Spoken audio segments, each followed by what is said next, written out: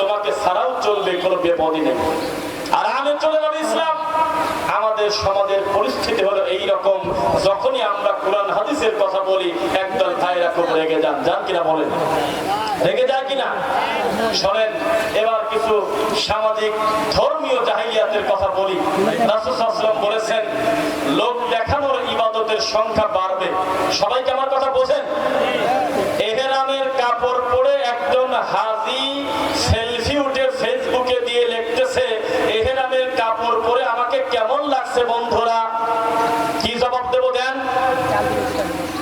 নিজের বউয়ের ছবি ফেসবুকে দিয়ে লিখতেছে, আজ আমাদের পঞ্চম বিবাহ বার্ষিকী, আপনারা দোয়া করবেন। কি দোয়া করবেন?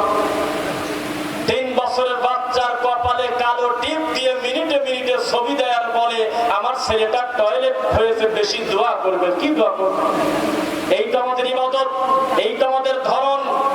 এক প্লেট খিচুড়ি মানুষকে দিতে গিয়ে 10 বার সেলফি ওঠে।